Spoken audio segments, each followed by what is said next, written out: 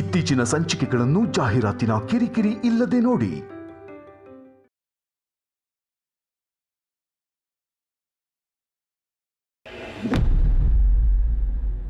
ಬಾಮ್ಮ. ಬೇಡ ಸಾವಿತ್ರಕ್ಕ. ಇನ್ನು ಮುಂದೆ ಆದಿತ್ಯ ಅವರಿಗೆ ಯಾವುದ್ರ ಮೇಲೂ ಯಾವ ಅಧಿಕಾರನೂ ಇರೋದಿಲ್ಲ. ನಾವೀಗ ಅವ್ರ ದೃಷ್ಟಿಲಿ ಕೆಟ್ಟೋರಾಗಿರೋದಾಗಿದೆ. ಇಂಥ ಸಮಯದಲ್ಲಿ ಹೋಗಿ ನಾನು ತಾಯಿ ಆಗ್ತಿದ್ದೀನಿ ಅನ್ನೋ ವಿಷಯ ಹೇಳಿ ಅನುಕಂಪ ಗಿಟ್ಟಿಸ್ಕೊಳ್ಳೋದು ಸರಿಯಲ್ಲ. ಅತ್ಯಮ್ಮನ ಪ್ರಕಾರ ನಾವೀ ಮನೆ ಬಿಟ್ಟು ಹೊರಡಬೇಕು. ಮುಂದೆ ಯಾವಾಗ್ಲಾದ್ರೂ ಹೇಳಿದ್ರಾಯ್ತು ಬಿಡು. ನೋಡು, ಅಲ್ಲಿವರೆಗೂ ನನ್ನ ತಾಯಿ ಆಗ್ತಿರೋ ವಿಚಾರನ ಅತ್ಯಮ್ಮಂಗಾಗ್ಲಿ ಬೇರೆ ಯಾರಿಗಾದ್ರೂ ಆಗ್ಲಿ ಹೇಳ್ಬೇಡ. ಹೇಳಲ್ಲ ಅಂತ ಭಾಷೆ ಕೊಡು. ಭಾಷೆ ಕೊಡು ಸಾವಿತ್ರಕ್ಕ.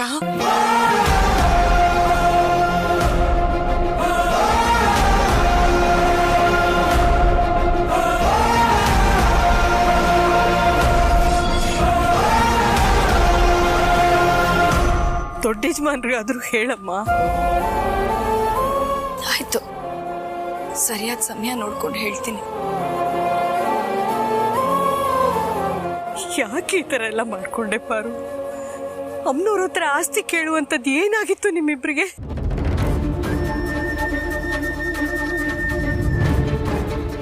ಏನೋ ಒಳ್ಳೆ ಉದ್ದೇಶ ಇಟ್ಕೊಂಡೆ ಕೇಳಿರ್ತೀರಿ, ಆದ್ರೆ ಕಾರಣ ಗೊತ್ತಿಲ್ಲ. ಏನೇ ಆದ್ರೂ ನಿಮ್ಮಿಂದ ಈ ಮನೆ ಕೆಟ್ಟದಂತೂ ಆಗಲ್ಲ. ನೀನ್ ಹೊಟ್ಟೆಯಲ್ಲಿ ಬೆಳೀತಾ ಇರೋ ರಾಜ್ಕುಮಾರನ ಜೋಪಾನವಾಗಿ ನೋಡ್ಕೋ. ಇವತ್ತಿಂದ ನೀನ್ ಬರೀ ಹೆಂಡತಿ ಮಾತ್ರ ಅಲ್ಲ, ಒಬ್ಬ ತಾಯಿ ಕೂಡ. ನಿನ್ನ ಆರೋಗ್ಯದ ಜೊತೆಗೆ ಅರಸನಕೋಟೆ ವಂಶದ ಕುಡಿ ಆರೋಗ್ಯನೂ ಜೋಪಾನವಾಗಿ ನೋಡ್ಕೋಪಾರು. ಹೀಗಾಯ್ತಲ್ಲ ಅಂತ ಕೊರಗಬೇಡಮ್ಮ. ಆದ್ರೆ ನೀವಿಬ್ರು ಗಂಡ ಹೆಂಡತಿ ಎಲ್ಲಿಗೆ ಅಂತ ಹೋಗ್ತಿರ್ರೆ?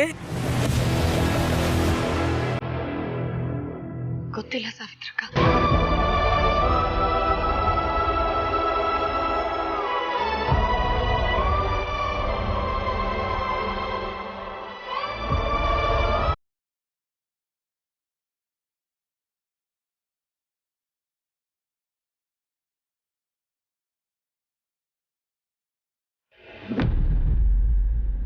ಅರು, ಇವತ್ತಿಂದ ನಮ್ಮಿಬ್ಬರಿಗೂ ಗುರು ದಶೆ ಶುರು. ಯಾಕೆ ಹೇಳು? ಎಲ್ಲ ನಾವು ಅನ್ಕೊಂಡಿದ್ಕಿಂತ ಸೂಪರ್ ಆಗಿ ಆಗ್ತಾ ಇದೆ. ಅಣ್ಣ, ಆ ಪ್ರೀತು ಆಸ್ತಿಯಲ್ಲಿ ಭಾಗ ಕೇಳಿ ಆಮೇಲೆ ಏನಾಗುತ್ತೋ ನೋಡೋಣ ಅಂತ ಅನ್ಕೊಂಡಿದ್ವಿ. ಆದ್ರೆ ಹೀಗಾಗುತ್ತೆ ಅಂತ ಗೊತ್ತಿರಲಿಲ್ಲ. ಅಲ್ಲ, ಆ ಅಖಿಲ ಹೆತ್ತು ಮಗನಿಗೆ ಬಿಡುಗಾಸು ಕೊಟ್ಲಿ ಸಾಲದಕ್ಕೆ ಅವನು ಈಗಿರೋ ಪೋಸ್ಟ್ ಇಂದ ಬರೀ ಕೆಳಗಿಳಿಸಿದ. ಸಮಟೈಮ್ಸ್ ಅಖಿಲ ಸೋ ಅನ್ಬಿಲೀವಬಲ್. ಅವಳು ಏನಾದ್ರೂ ಡಿಸೈಡ್ ಮಾಡಿದ್ರೆ ಅದು ಖಂಡಿತ ಮಾಡೇ ಮಾಡ್ತಾಳೆ. ಅವಳಿಗೆ ಈ ಮಕ್ಕಳು ಗಂಡ ನನ್ನವರು ತನ್ನವರನ್ನು ಭೇದ ಭಾವನೆ ಇಲ್ಲ. ಅದಕ್ಕೆ ಸಮಟೈಮ್ಸ್ ಅವಳ ವಿರುದ್ಧ ನಾವು ಹೋರಾಡ್ತಿದೀವಲ್ಲ ಅಂತ ಅನ್ಕೊಂಡ್ರೆ ನನಗೆ ಭಯ ಆಗೋದು ಇದೇ ಕಾರಣಕ್ಕೆ. ಅವಳು ತಗೊಂಡಿರೋ ಡಿಸಿಷನ್ ಇಂದ ನಮ್ಗೆ ಇವತ್ತು ಎಷ್ಟು ಖುಷಿ ಆಗ್ತಿದೆ ಅಲ್ವಾ? ನಾವಿದನ್ನ ಎಕ್ಸ್ಪೆಕ್ಟೇ ಮಾಡಿರ್ಲಿಲ್ಲ. ನಾವು ಬಲೆ ಬೀಸಿದ್ದೆ ಪ್ರೀತು ಅನ್ನೋ ಮೀನಿಗೆ, ಆದ್ರೆ ಬಿದ್ದಿದ್ದು ಆದಿ ಅನ್ನೋ ಮೀನು. ಇದೇ ವಿಪರ್ಯಾಸ. ಅಲ್ಲ, ಆದ್ರೂ ಹೆತ್ತ ಮಗನ್ಗೆ ಬಿಡುಗಾಸು ಕೊಡದೆ ಬೀದಿ ಬಿಕಾರಿ ಮಾಡ್ಬಿಟ್ಲಲ್ಲ ಪಾಪ. ಆ ಆದಿ ಕತೆ ಏನು ಅಂತ. ಗೋವಿಂದ ಗೋವಿಂದ. ಅಲ್ಲ, ಸುಮ್ಮನೆ ಇರೋದ್ ಬಿಟ್ಟು ಆಸ್ತಿಲಿ ಭಾಗ ಕೇಳಿ ಯಾಕಾದ್ರೂ ತಗ್ಲಾಕೊಂಡ ಅಂತ ಅಲ್ವಾ? ಅರು, ನನ್ಗನ್ನಿಸ್ತಾ ಇದೆ ನಾವು ಪ್ರೀತುಗೆ ಬಲೆ ಹಾಕೋದಕ್ಕಿಂತ ಆದಿಗೆ ಬಲೆ ಹಾಕ್ಬೋದಿತ್ತೇನೋ ಅಂತ. ಅಂದ್ರೆ? ಅಲ್ಲ, ಆ ಪ್ರೀತುನ ಮೋನಿಕನ್ ಜೊತೆ ತಗ್ಲಾಕೋ ಬದಲು ಆದಿನ್ನೇ ತಗ್ಲಾಕ್ಬಿಟ್ಟಿದ್ರೆ ಇಷ್ಟೊತ್ತಿಗೆ ನಮ್ ಕೆಲ್ಸ ಈಸಿ ಆಗ್ಬಿಡ್ತಿತ್ತನೋ ಅಂತ. ಅಣ್ಣ, ಆದಿ ಬಗ್ಗೆ ಅಷ್ಟು ಹಗುರವಾಗಿ ಯೋಚನೆ ಮಾಡ್ತಾರೆ. ಅವನು ನೋಡಕ್ ಮಾತ್ರ ಸಾಫ್ಟ್, ಒಳಗಡೆಯಿಂದ ತುಂಬಾ ಸ್ಟ್ರಾಂಗ್. ಅವನು ಏನೇ ಮಾಡಿದ್ರು ಅದ್ರ ಹಿಂದೆ ಏನಾದ್ರೂ ಒಂದು ಒಳ್ಳೆ ಉದ್ದೇಶ ಇದ್ದೇ ಇರುತ್ತೆ. ಹೌದಾ? ಹಾಗಂದ್ರೆ ಆಸ್ತಿ ಕೇಳಿರೋ ಉದ್ದೇಶ ಏನಿರ್ಬೋದು ಅಂತೀಯಾ? ಅದೇ ನನಗೂ ಗೊತ್ತಾಗ್ತಾ ಇಲ್ಲ, ಏನಿದೆ ಅವನ ಮನಸ್ಸಲ್ಲಿ ಅಂತ.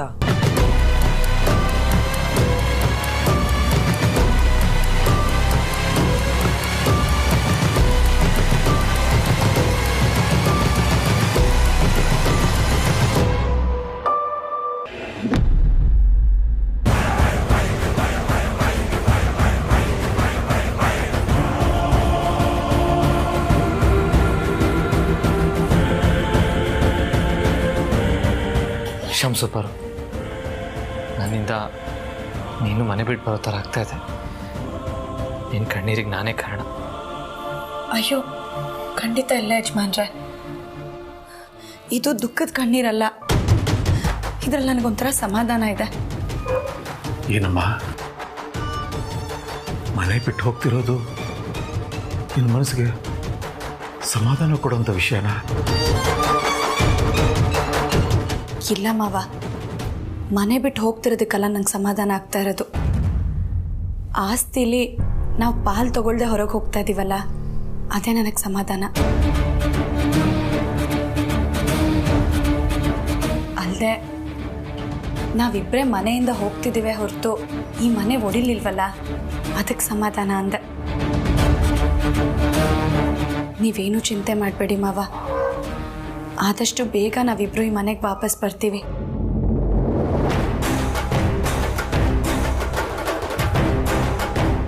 ಅಲ್ಲಿವರೆಗೂ ನೀವು ನಿಮ್ಮ ಆರೋಗ್ಯದ ಕಡೆ ಗಮನ ಕೊಡಿ. ಹಾಂ ಮಾವ,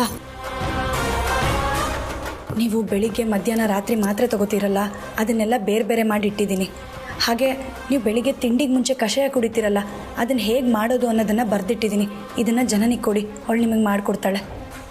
ತಗೊಳ್ಳಿ ಮಾವ. ಹಾಗೆ ಆ ಮೋನಿಕಾ ಬಗ್ಗೆ ನೀವೇನು ಯೋಚನೆ ಮಾಡಬೇಡಿ ಮಾವ.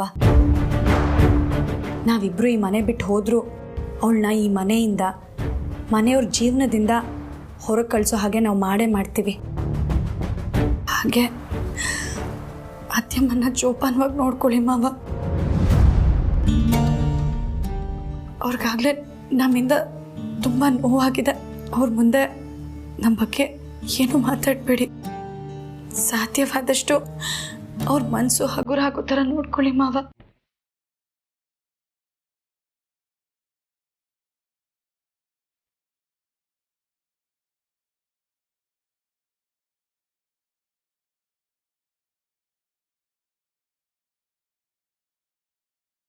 ಸರಿಯಪ್ಪ, ನಾವೇನು ಹೊಡ್ತೀವಿ.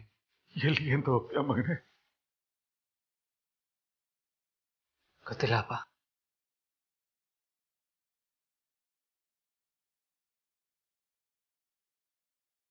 ಅಲ್ಲಪ್ಪ, ಅಖಿಲ ನಿಮ್ಗೆ ಬಿಡ್ಕಾಸು ಕೊಡದೆ ಮನೆಯಿಂದ ಹೊರಗೆ ಹಾಕ್ತಿದ್ದಾಳ ಅಂಥದ್ರಲ್ಲಿ ಎಲ್ಲಪ್ಪ ಹೋಗ್ತೀಯ? ಗೊತ್ತಿಲ್ಲಪ್ಪ. ಇವತ್ತು ಒಂದಿನದ ಮಟ್ಟಿಗೆ ಯಾವುದಾದ್ರೂ ಹೋಟ್ಲಲ್ಲಿ ಇರ್ತೀವಪ್ಪ. ಆಮೇಲೆ ಏನು ಮಾಡೋದು, ಎಲ್ಲಿಗೆ ಹೋಗೋದು ಅಂತ ಯೋಚನೆ ಮಾಡ್ತೀವಿ. ನೀನು ಈ ಮನೆ ದೊಡ್ಡ ಮಗ, ನೀನು ಹಿರಿ ಸೊಸೆ, ರಾಜ ರಾಣಿ ಥರ ಇರಬೇಕು ಈ ಮನೆಯಲ್ಲಿ. ಅಂಥದ್ರಲ್ಲಿ ಇಂಥ ಪರಿಸ್ಥಿತಿ ತಂದ್ಕೊಂಡ್ಬಿಟ್ರಲ್ಲ.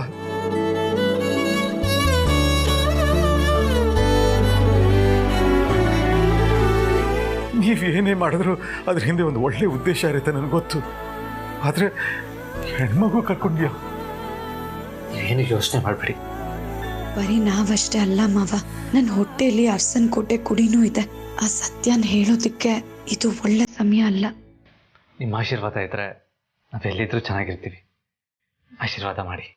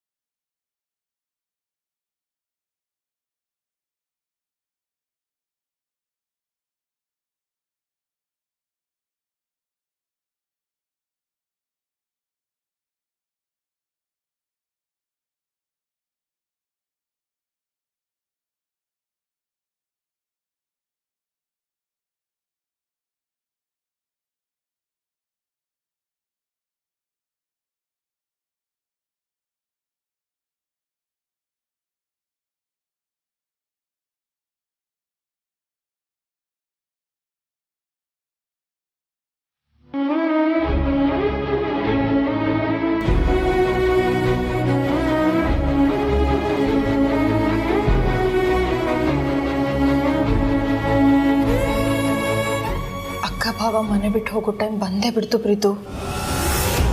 ಅವರಿಬ್ರು ಹೋಗೋದನ್ನ ತಪ್ಸೋದಕ್ಕಾಗದೇ ಇಲ್ವಾ? ಏನು ಮಾಡಬೇಕು ಅಂತ ನನಗೂ ಗೊತ್ತಾಗ್ತಾ ಇಲ್ಲ. ಮಾಮ್ ಮಾತನ್ನ ಯಾರಾದರೂ ಮೀರಕ್ಕಾಗತ್ತಾ? ಮತ್ತೆ ಮುಂದೆ ನನ್ನ ಮೈಂಡ್ ಅಂತೂ ಫುಲ್ ಬ್ಲಾಕ್ ಆಗಿದೆ.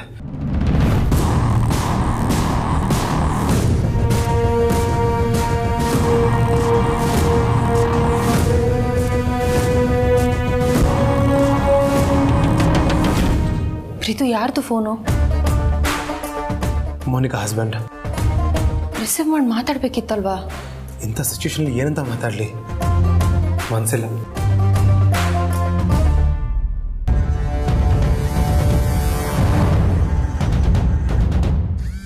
ಹೋಗ್ಲಿ, ರಿಸೀವ್ ಮಾಡಿ ಏನು ಅಂತ ಕೇಳು ಪ್ರೀತು.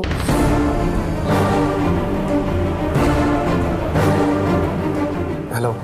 ಹಲೋ ಸರ್, ಸಾರಿ ಪದೇ ಪದೇ ಕಾಲ್ ಮಾಡಿ ನಿಮಗೆ ತೊಂದರೆ ಕೊಡ್ತಾ ಇದ್ದೀನಿ. ಇಟ್ಸ್ ಓಕೆ, ಹೇಳಿ. ಸರ್, ಅದೇ ಮೋನಿಕಾ ಹತ್ರ ನನ್ನ ಬಗ್ಗೆ ಮಾತಾಡಿದ್ರಾ? ನಾನು ಸಿಕ್ಕಿರೋ ವಿಷಯ ಹೇಳಿದ್ರಾ? ಸಾರಿ, ಮಾತಾಡೋಕ್ಕಾಗಲಿಲ್ಲ. ನಿಮ್ಗೆ ಹೇಳಿದ್ನಲ್ಲ, ನಮ್ಮ ಮನೇಲಿ ಪರ್ಸ್ನಲ್ ಕ್ರೈಸಿಸ್ ನಡೀತಾ ಇದೆ ಅಂತ. Okay, sorry. I think this is not the right time to talk to you. ಹಾಗೇನಿಲ್ಲ. ಒಂದು ಕೆಲಸ ಮಾಡಿ, ಸಂಜೆ ಮನೆಗೆ ಬಂದು ಮೋನಿಕನ್ ಕರ್ಕೊಂಡೋಗಿ. ಹೌದಾ? ಓಕೆ ಸರ್, ಡೆಫಿನೆಟ್ಲಿ ಬರ್ತೀನಿ. Thank you sir, thank you so much.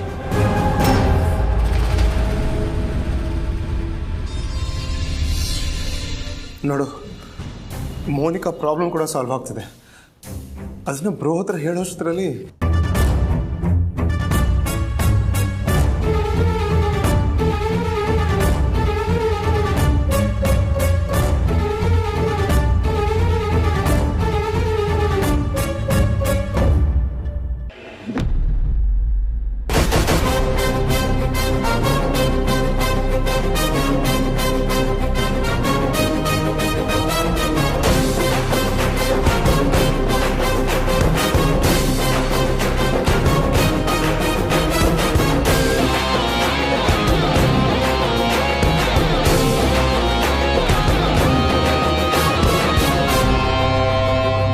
ಕ್ಷಮಿಸ್ಬಿಡಿ ಯಜಮಾನ್ರೆ, ನೀವು ತಂದೆ ಆಗ್ತಿರೋ ಸಿಹಿ ಸುದ್ದಿ ನಿಮ್ಮ ನಿರ್ಧಾರಕ್ಕೆ ಅಡ್ಡಿ ಆಗ್ಬೋದು, ಅದಕ್ಕೆ ಹೇಳ್ತಿಲ್ಲ.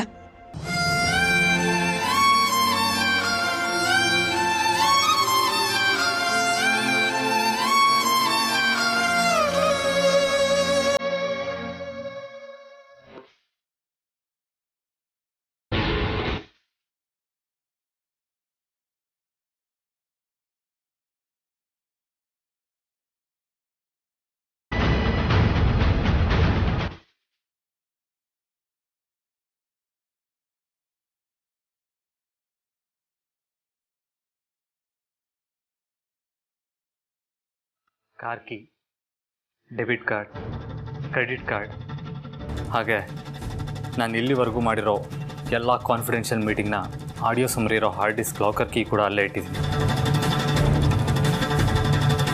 ಏನಾದರೂ ಮುಂದೆ ಡೌಟ್ ಬಂದರೆ ಅದರಲ್ಲಿರೋ ಆಡಿಯೋ ಕೇಳಿದ್ರೆ ಎಲ್ಲ ಕ್ಲಿಯರ್ ಆಗುತ್ತೆ.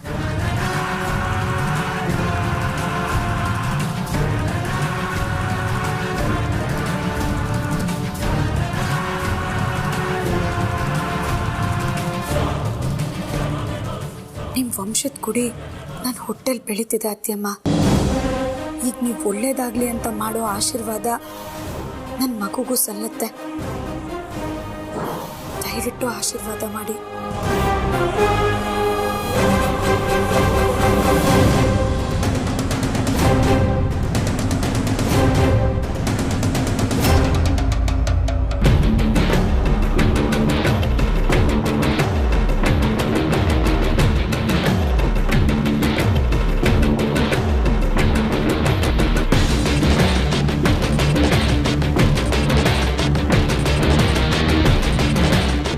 ಅತ್ಯಮ್ಮಂಗಾಗ್ಲಿ ಬೇರೆ ಯಾರಿಗಾದ್ರೂ ಆಗ್ಲಿ ಹೇಳ್ಬೇಡ.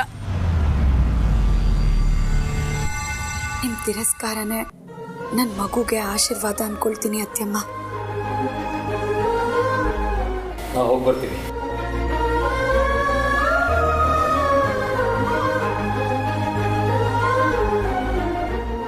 ಮನೆ ಬಿಟ್ಟು ಹೋಗ್ತಿರೋರು ಹೋಗ್ತೀನಿ ಅಂತ ಹೇಳಬೇಕೆ ಹೊರತು ಹೋಗ್ ಬರ್ತೀನಿ ಅಂತ ಹೇಳ್ಬಾರ್ದು.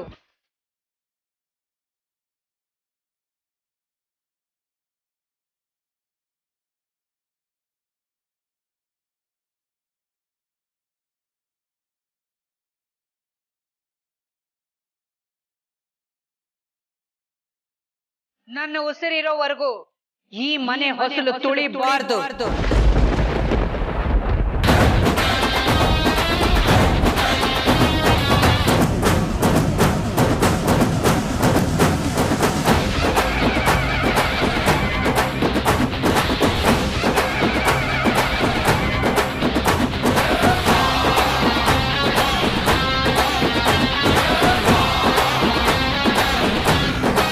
ಒಂದು ವೇಳೆ ನನ್ನ ಮಾತನ್ನು ಮೀರಿ ಬಂದ್ರೆ ಆ ಕ್ಷಣನೇ ನನ್ನ ಉಸಿರು ನಿಂತು ಹೋಗುತ್ತೆ.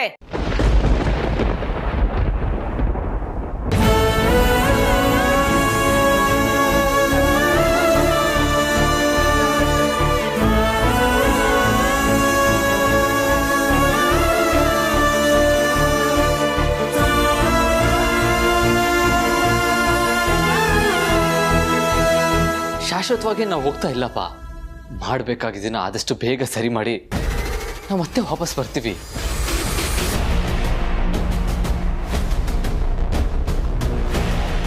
ಈ ಕ್ಷಣದಿಂದ ಈ ಅಖಿಲಾಂಡೇಶ್ವರಿಗೆ ಪ್ರೀತಮ್ ಒಬ್ಬನೇ ಮಗ.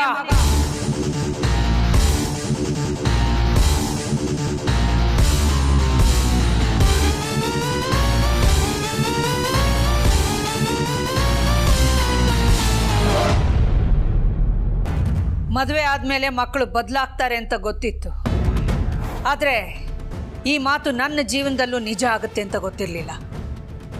ಮಗ ಆಗಿದ್ದೋನೇ ಬದಲಾದ್ನೋ ಅಥವಾ ಸೊಸೆ ಅನ್ನಿಸ್ಕೊಂಡವಳು ಬಂದ ಮೇಲೆ ಬದಲಾಯಿಸಿದ್ಲೋ ಗೊತ್ತಿಲ್ಲ.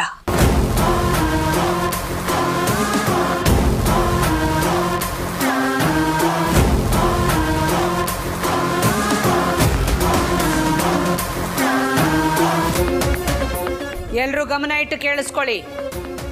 ಇವತ್ತಿಗೆ ಇವರಿಬ್ಬರಿಗೂ ಈ ಮನೆಗೂ ಇದ್ದ ಸಂಬಂಧ ಸತ್ತು ಹೋಯ್ತು.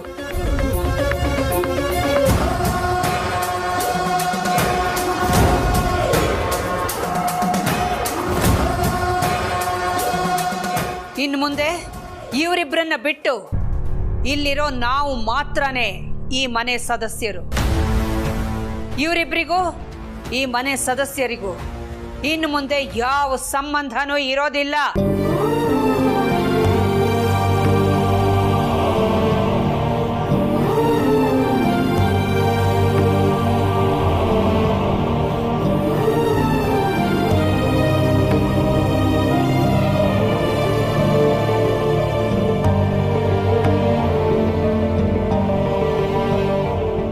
ಶಂಸುಗಂಧ, ಈ ಅರ್ಸನ್ ಕೋಟೆಲಿ ರಾಜ್ಕುಮಾರನ್ ಹಾಗೆ ಬೆಳಿಬೇಕಾಗಿದ್ದು ನಿನ್ನನ್ನ ಎಲ್ಲರಿಂದ ದೂರ ಮಾಡಿ ಹೊರಗಡೆ ಕರ್ಕೊಂಡು ಹೋಗ್ತಾ ಇದ್ದೀನಿ. ನನ್ನ ಕ್ಷಮಿಸ್ಬಿಡು.